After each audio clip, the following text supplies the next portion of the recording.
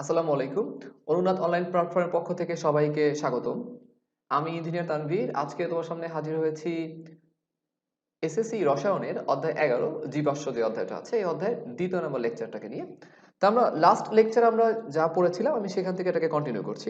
একটু যদি মনে করো তোমরা আমার প্রিভিয়াস ক্লাসটা যদি দেখো তাহলে বুঝতে পারবে যে আমি লাস্ট ক্লাসে আমি তোমাদেরকে পড়িয়েছিলাম সমগোত্রীয় শ্রেণী পর্যন্ত। অর্থাৎ আমরা লাস্ট ক্লাসে শিখেছিলাম অ্যালকেন যে যৌগ আছে এই অ্যালকেনের ক্ষেত্রে এর সাধারণ সংকেত কত সেটা হচ্ছে CnH2n প্লাস 2। এইগুলো সবই হচ্ছে কিন্তু সমগোত্রীয় শ্রেণী, এটাকে বলা হয় সমগোত্রীয় শ্রেণী। অর্থাৎ সকল অ্যালকেন আসলে এই সংকেতটা মেনে চলবে। সকল অ্যালকেন বলতে অ্যালকেনের সকল যৌগ। তারপরে আমরা শিখেছিলাম হচ্ছে অ্যালকিন। এই অ্যালকিনের ক্ষেত্রে কি হয় সেটা হচ্ছে এটার থেকে দুটো হাইড্রোজেন কম অর্থাৎ CnH2n, এটা হচ্ছে অ্যালকিনের সংকেত। এবং অ্যালকাইন এটা হচ্ছে CnH2n -2, এটা হচ্ছে কিন্তু অ্যালকাইনের সংকেত। এবার এর পাশাপাশি আমরা আজকে আরো কিছু যৌগ নিয়ে কথা বলবো। তো আমি একটা যৌগকে স্টার মার্ক করলাম, এটা কোনো যৌগ না, এটা একটা যৌগ মূলক। সো আমি একটা যৌগমূলক লিখে দিচ্ছি, যৌগমূলক এটা আমাদের লাগবে। এই যৌগমূলকটার সংকেত হচ্ছে CnH2n প্লাস 1।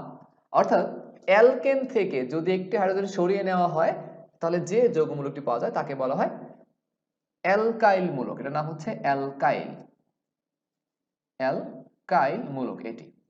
ওকে, এই অ্যালকাইল মূলককে আমরা সংক্ষেপে এটাকে আমরা কি করতে পারি, আমরা এটাকে সংক্ষেপে এটাকে আমরা আর বলতে পারি। এটা আসলে আর, অ্যাকচুয়ালি এটাকে আর বলা যায়, কারণ এত বড় একটা সংকেত লিখতে ঝামেলা হয়। আমরা এটা বুঝতেই পারবো একটু পরে যেটা লিখতে আসলেই কি ঝামেলা হয় কিনা। এবার এই অ্যালকাইল মূলক যেটি আছে এই অ্যালকাইল মূলকের সাথে, অর্থাৎ আমরা এখানে তিনটি যৌগ দেখলাম, নাম্বার 1, নাম্বার 2, নাম্বার 3।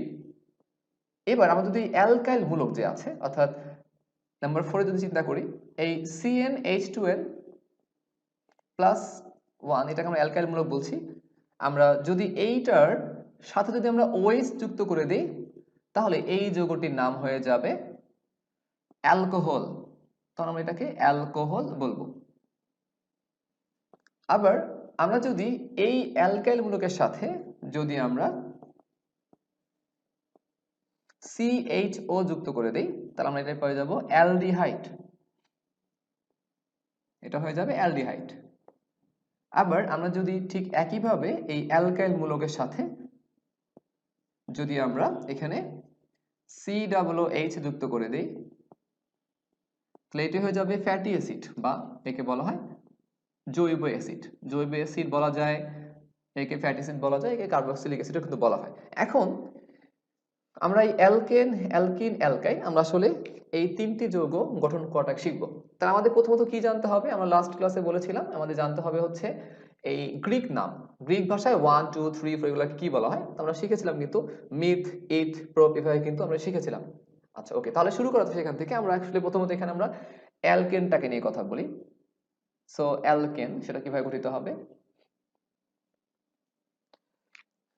তো গ্রিক ভাষায় যদি আমরা কোনো এই অ্যালকেনের যদি নাম লিখি তাহলে প্রথম যে অ্যালকেনটা হয় তার নাম আসলে মিথ থেকে আসলে নামটা হয়ে যাবে মিথেন। কিভাবে, আমি যদি গ্রিক ভাষায় 1 লিখি তাহলে সেখানে আমরা কার্বন সংখ্যাটাকে আমরা এখানে 1 ধরছি, কার্বন সংখ্যা 1। তাহলে আমাদের অ্যালকেনের যে সংকেতটা সেটা কি ছিল, এটা ছিল CnH2n প্লাস 2। তাহলে আমরা এটা ভ্যালুটা বসিয়ে দিই, কার্বন সংখ্যা হচ্ছে 1 তাহলে এটা হবে C1H। যদি এখানে বসাই তাহলে কি হয় দেখো খেয়াল করে, C1 বসালাম, এখানে H কত হচ্ছে 2 into 1, সো দ্যাটস ওয়াই কত হচ্ছে এটা equal CH4। 2 into 1 2 plus 2 that's 4। তাহলে আমরা এটা পাচ্ছি কি C1H4, বা শর্টকাট আমরা বলতে পারি CH4। এটার নামটা কি হবে, এটার নাম হবে কিন্তু মিথেন। অর্থাৎ আমাদের যে গ্রিক নাম এই গ্রিক নামের সাথে এটাকে N যুক্ত করে, কি যুক্ত করতে হয় ANE, এই N যুক্ত করলে নামটা চলে আসবে। এটার নামটা কি হবে, নাম হবে মিথেন। এবার আমরা যদি পরবর্তী নামগুলো বলি তাহলে নামগুলো কি দেখাবে, নামগুলো হবে ইথেন, তারপর নামটা হবে একইভাবে প্রোপেন, তারপর হবে বিউটেন, এরপর পেন্টেন, হেক্সেন, তারপর হেপটেন, দেন অক্টেন, ননেন, ডেকেন। ওকে, এবার আমরা ইথেনের ক্ষেত্রে কি করব? ইথেনের ক্ষেত্রে কার্বন সংখ্যা কতটি আছে? কার্বন সংখ্যা হচ্ছে কতটি? 2টি। সো দ্যাটস ওয়াই আমাদের এই আমরা সাধারণ সংকেতে কি পেতে পারি? সেটা সি। যদি ক্যালকুলেট করে দেখো সেক্ষেত্রে কি দাঁড়াবে? কার্বন সংখ্যা 2, তাহলে C2H কত হবে? এখানে আমরা 2 বসিয়ে দেই। সো 2 × 2 + 2, দ্যাটস ওয়াই কত হচ্ছে এটা? C2H6।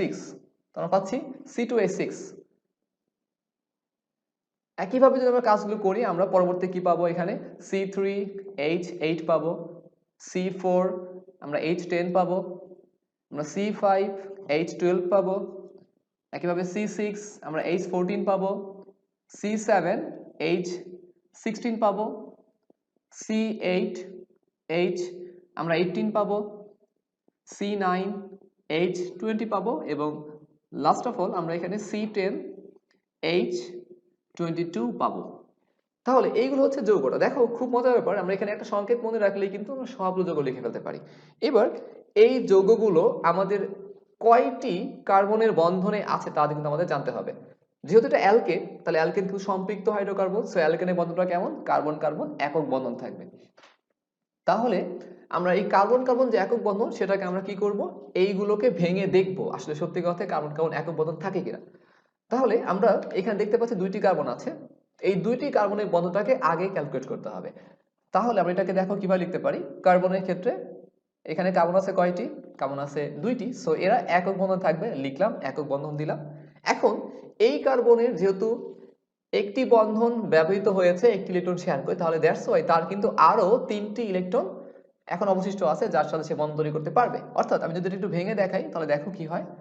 কার্বন একক বন্ধন কার্বন, তাহলে এই কার্বনে কিন্তু আরো 3টি হাত অবশিষ্ট আছে, এই কার্বনের আরো 3টি হাত অবশিষ্ট আছে। হাত বলতে আমি এখানে যোজনীকে বোঝাচ্ছি। তাহলে অবভিয়াসলি কার্বনের সাথে আরো 3টি হাইড্রোজেন যুক্ত করতে পারবে এই 3টি হাতের সাহায্যে ইলেকট্রন শেয়ারের মাধ্যমে।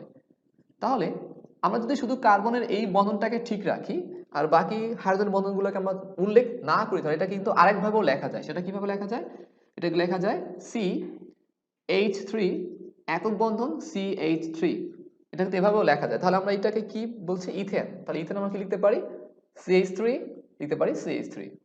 সিমিলারলি আমরা যদি পরবর্তী বন্ধনটাকে করে দেখি তাহলে কি দাঁড়াবে ব্যাপারটা? কার্বনে আমরা প্রথমেই 3টা করে বন্ধন দিয়ে দিব, সিঙ্গেল বন্ড অবশ্যই, কারণ এটা কিন্তু সম্পৃক্ত হাইড্রোকার্বন। এবং এখানে যেহেতু একটি হাত ব্যবহৃত হয়ে গেছে, সো দ্যাটস ওয়াই এটা হবে কিন্তু আরো 3টি হাইড্রোজেন এখানে যুক্ত হতে পারবে। এখানে 2টি হাত দুই দিকে ব্যবহৃত হয়ে গেছে, তাহলে সে কিন্তু আরো জাস্ট 2টি হাইড্রোজেনকে যুক্ত করতে পারবে, সো CH2 হবে। পরবর্তীটা কত হবে? এর একটি হাত ব্যবহৃত হয়েছে, তাহলে পরবর্তীটা হবে কিন্তু CH3। খেয়াল করে দেখো, তুমি যদি কাউন্ট করো দেখবে সংখ্যাগুলো কিন্তু ঠিক আছে। এখানে কত? সি 3টি আছে, সো দ্যাটস ওয়াই C3। এখানে হাইড্রোজেন কয়টি আছে? 3 2 5 আর 3 8, সো এখানে কিন্তু 8টি আছে। এইভাবে তুমি কিন্তু সবগুলো করে ফেলতে পারবে। আমি মাঝখানেগুলো করে দিচ্ছি না, আমি সবচেয়ে বড় একটা মান করে দিচ্ছি। ধরো এখানে আমি 8টি কার্বন একটা করে দিচ্ছি, তাহলে কি হবে দেখো।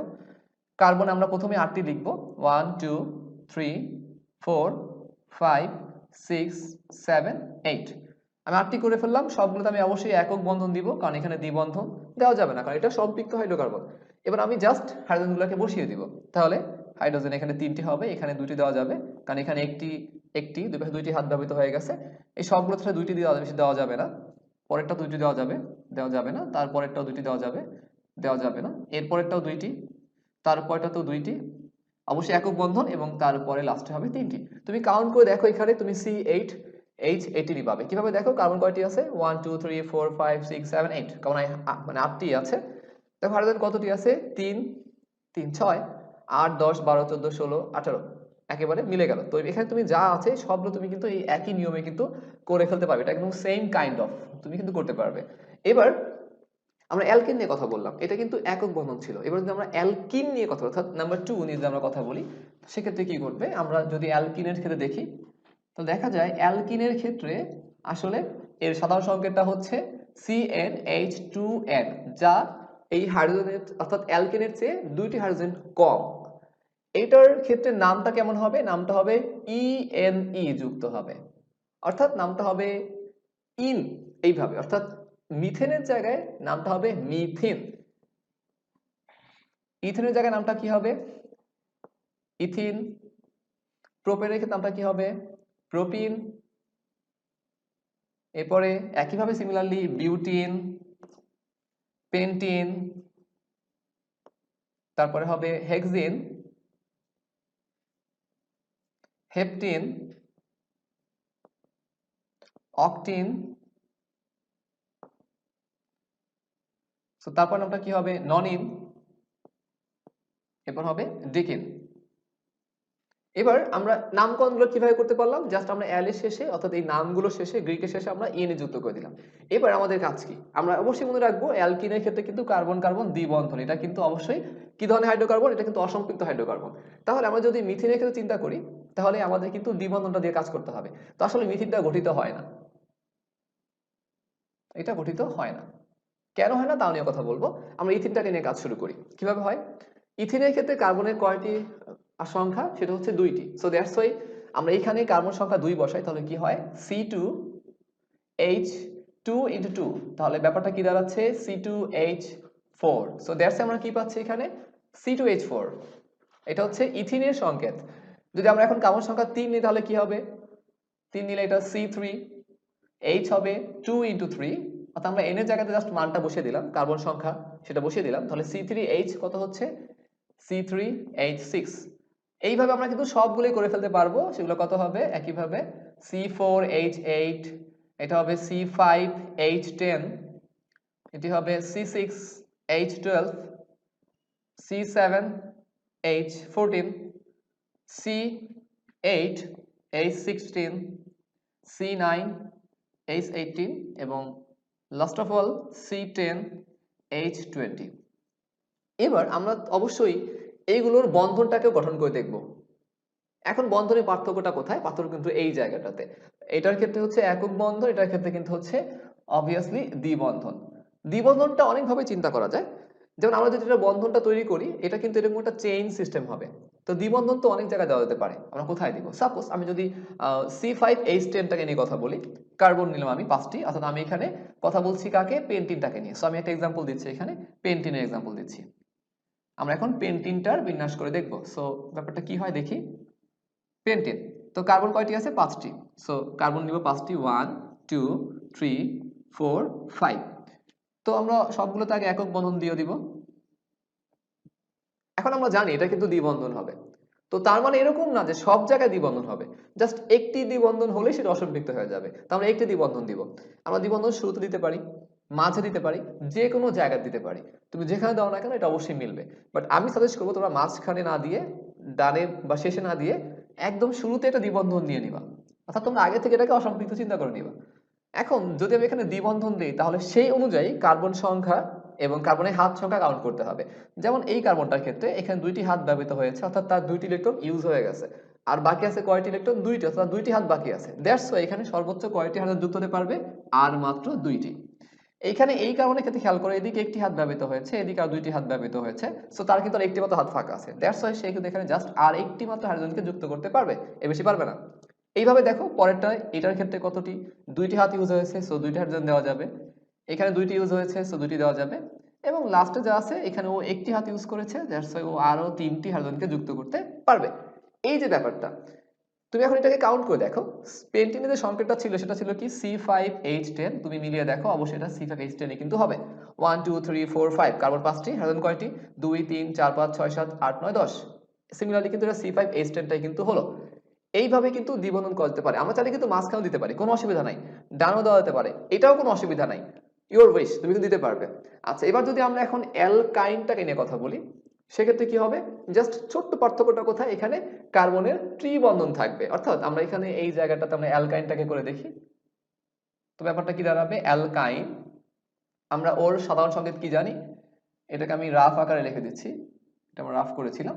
এবার এটা হচ্ছে অ্যালকাইনের কি CnH2n-2, এইটা হচ্ছে ব্যাপার, তাই না?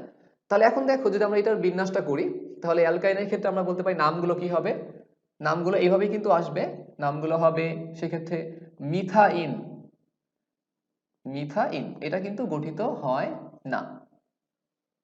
ওকে, আচ্ছা এবার আসি আমরা এই মিথাইন এরপরে নামটা কেন ইথাইন হইল, কারণ আসলে এর সাথে শেষে পরে হচ্ছে আইন যুক্ত হয়, অর্থাৎ এটার ক্ষেত্রে YNE মানে YNE যুক্ত হয়ে নামকরণটা হয়। এবং এক্ষেত্রে কিন্তু কার্বন কার্বন অবশ্যই ত্রিবন্ধন, এটা কিন্তু মনে রাখতে হবে, মাস্ট মনে রাখতেই হবে। তাহলে মিথাইন এরপরে নামটা কি হবে? ইথাইন, পরেরটা হচ্ছে প্রোপাইন, বিউটাইন, পেন্টাইন। আমি আর লিখলাম না, কারণ তোমরা বুঝতেই পারছো পরবর্তী নামগুলো কি হবে, তোমরা এইভাবে নামটা লিখে দিবে, হেক্সাইন, হেপটাইন, অক্টাইন, ননাইন এবং ডেকাইন। তাহলে এই ক্ষেত্রে কিন্তু কার্বনের ত্রিবন্ধন। এখন এটা তো গঠিত হয় না আমি বললাম, তো আমি ইথাইন নিয়ে কথা বলছি, ইথাইন কেন আর দুইটা গঠিত হয় না কেন তা নিয়ে আলোচনা করবো একটু পরেই। তো ইথাইনটা কেন আমরা কিভাবে লিখবো, তো আমার সংকেতের মধ্যে মানটাকে বসিয়ে দেবো। ইথাইন মানে কার্বনের কয়টি সংখ্যা বোঝাচ্ছি আমরা, দুটি সংখ্যা বোঝাচ্ছি। সো আমরা যদি একটু করি এটাকে, একটু এক্সারসাইজ করি আমরা, তো দেখা যায় কি হবে সেক্ষেত্রে। ইথাইন, সো কার্বনের সংখ্যা কতটি?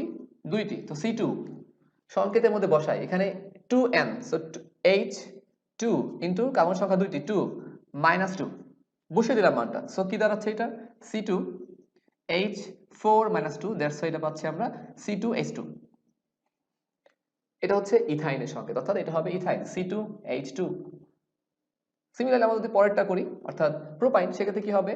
প্রোপাইনের ক্ষেত্রে ক্যালকুলেট করলে এটা দিলাম C3H2 × 3, জাস্ট আমরা এখানে n এর জায়গাতে মানটা বসিয়ে দিচ্ছি -2। সো দ্যাটস কত পাচ্ছি আমরা এখানে? C3H4 পাচ্ছি। তো এটা হচ্ছে C3H4, যা হচ্ছে আমাদের কিন্তু প্রোপাইনের সংকেত। সো আমরা আরেকবার করি, এখানে পরেরটা কি হবে? C4H6 গঠিত হবে। আমাদের লিখে C5, এটা হচ্ছে H8 গঠিত হবে। তো এটা কিন্তু আসলে কার সংকেত? এটাগুলো হচ্ছে কিন্তু পেন্টানের সংকেত, যেটা কিন্তু অ্যালকাইন এবং এটা ত্রিবন্ধন। এখন এটা অ্যালকাইন বুঝলাম, আমরা ত্রিবন্ধন কি করে করব সেটা এখন দেখব। সো আমি এখানে C5H10 এটাকে অর্থাৎ আমি পেন্টাইনটাকেই তোমাকে দেখাচ্ছি। পেন্টাইন যেহেতু দেখালাম, আমি এবার পেন্টাইনটাকেই দেখাচ্ছি আসলে কি ঘটবে। তো আমরা পেন্টাইনটাকে আমরা কি করে সলভ করব এবং আমরা কি করে এটাকে এই সংকেতটা গাঠনিক সংকেতটা আঁকবো। সো পেন্টানের সংকেত কি ছিল? C5H8। ওকে, এবার C5 যেহেতু কার্বনের কয়টি হাত আছে, এখানে কয়টি কার্বন আছে? 5টি কার্বন আছে। তো আমরা 5টি কার্বন আগে লিখে নিব। আমরা চাইলে একটা করে বন্ধন দিয়ে দিতে পারি, অসুবিধা নাই। আমি 5টি কার্বন লিখে ফেললাম। এবার যেহেতু এটা অ্যালকাইন, সো বন্ধন কয়টা হবে? ত্রিবন্ধন হবে। তো আমি আবারও সহজ নিয়মটা বলে দিচ্ছি, তোমরা প্রথমেই ত্রিবন্ধন দিয়ে নিবা, তাহলে কিন্তু তোমাদের কাজটা জটিল হবে না। তোমার যেখানে ইচ্ছা তুমি দিতে পারো, কোনো অসুবিধা নাই। বাট তুমি মাঝখানে দিলে ঝামেলা হতে পারে, শেষে দিলে ঝামেলা হতে পারে, তুমি ফার্স্টেই দিয়ে নিবা। তো আমি ফার্স্টেই 3টা বন্ধন দিলাম, দ্যাটস হোয়াই এটা কিন্তু অ্যালকাইন গ্রুপ হয়ে গেল। এবার আমরা দেখব যে কার্বন কোথায় আছে এবং কার্বনের সাথে কতটি হাত ব্যবহৃত হয়েছে তার এবং কতটি হয়নি। সো খেয়াল করে দেখো, এই কার্বনের কিন্তু 3টি হাত ব্যবহৃত হয়ে গেছে, অর্থাৎ 3টি যোনি ব্যবহৃত হয়ে গেছে। তার আর অবশিষ্ট আছে কয়টি? একটি। সো দ্যাটস হোয়াই সে জাস্ট আর একটি হাইড্রোজেনকে তার সাথে যুক্ত করতে পারবে। এই কার্বনে দেখো এই পাশে 3টি, এইখানে একটি, মোট 4টি হাত তার ব্যবহৃত হয়ে গেছে, তাহলে সে কিন্তু আর হাইড্রোজেনকে যুক্ত করতে পারবে না। তাহলে এই কার্বনের সাথে কোনো হাইড্রোজেন যুক্ত হবে না। এর পরেরটার ক্ষেত্রে কি হবে? CH2, এখানে যুক্ত হবে 2টি হাইড্রোজেন, এইখানেও একইভাবে 2টি যুক্ত হচ্ছে, এখানে হচ্ছে 3টি। এইভাবে তুমি কিন্তু একেবারে 1 থেকে শুরু করে 10 পর্যন্ত, 19 পর্যন্ত, ইভেন যতটি আছে 125টির মতো যৌগ পাওয়া যায়, তুমি সবগুলোই কিন্তু এই সেম ভাবে কিন্তু বিন্যাস করে ফেলতে পারো। এবার আসি হচ্ছে, আমি এখানে যে বললাম মিথিনটা গঠিত হয় না বলেছি এবং মিথাইনটা গঠিত হয় না, এটা কেন হয় না তা নিয়ে কথা বলছি। আমি যদি মিথেনের বিন্যাসটা আঁকি, তাহলে দেখো কেমন হয়। কার্বন এর 4টি হাত দিয়ে সে কিন্তু 4টি হাইড্রোজেনের সাথে যুক্ত হয়েছে, তাই না? তো আমি একটা হাইড্রোজেন লিখলাম না, দেখো সেক্ষেত্রে কি হলো, এটা এটা কিন্তু আসলে মানে CH3 হয়ে গেল, CH3। তাহলে এটা কি সম্পূর্ণ হয়েছে, কমপ্লিট হয়েছে? এটা এটা কিন্তু হয়নি। এখন মিথেনের ক্ষেত্রে দেখো কার্বনের হাত থাকে 2টা, তাই না? আমরা বলেছি হাত থাকে 2টা। তো তুমি একটা কার্বনকে 2টা হাত কি করে ইউজ করাবে? এটা তো আসলে সম্ভব না, কারণ এখানে তো আর কোনো কার্বন নাই। অবশ্যই বন্ধন তৈরি করতে গেলে কি লাগবে? 2টি কার্বন মিনিমাম লাগবে, কারণ তুমি একক বন্ধন তৈরি করতে চাও, আরেকটা কার্বন লাগবে। দ্বিবন্ধন করতে গেলে আরেকটা কার্বন লাগতেছে, অর্থাৎ 2টা করে কার্বন লাগতেছে মিনিমাম। এখানে আসো তো একটি, তো তুমি কি করে এখানে একাধিক বন্ধন দিবা? যদি তুমি দ্বিবন্ধন দাও তাহলে তো H তো যুক্ত হবে না, কারণ H তো দ্বিবন্ধন যুক্ত হয় না, সো যুক্ত করতে পারবে না বা যুক্ত হচ্ছে না। এই H যুক্ত হবে না, এটা হবে না, সো এটা পসিবল না। এবার আসি হচ্ছে মিথাইন, সেক্ষেত্রে কি হবে ত্রিবন্ধন। এই ক্ষেত্রে তো আরো পসিবল না, কারণ কার্বনে তুমি 3টা হাত কি করে এইচ এর সাথে দিবা, এটা একেবারেই সম্ভব না, কারণ এখানে তো একাধিক কার্বন নাই। সো দ্যাটস ওয়াই মিথিন আর ইথাইন এটা কিন্তু মানে মিথাইন এটা কিন্তু গঠিত হয় না, এই কারণেই হচ্ছে না আসলে। তাহলে আজকে আমরা অ্যাকচুয়ালি আমাদের সমগোত্রীয় যে শ্রেণীগুলো ছিল হাইড্রোকার্বনের, আমরা তার থেকে অ্যালকেন, অ্যালকিন, অ্যালকাইন এই 3টা জিনিস শিখেছি। নেক্সট ক্লাসে আমরা অবশ্যই পরবর্তী অংশগুলো নিয়ে শিখব। আশা করি সবাই বুঝতে পেরেছো। আজকের মতো ক্লাস এখানে সমাপ্তি দিচ্ছি। তো সবাইকে সালাম জানিয়ে আমি তন্ময় তোমাদের কাছ থেকে বিদায় নিচ্ছি। খোদা হাফেজ, আসসালামু আলাইকুম।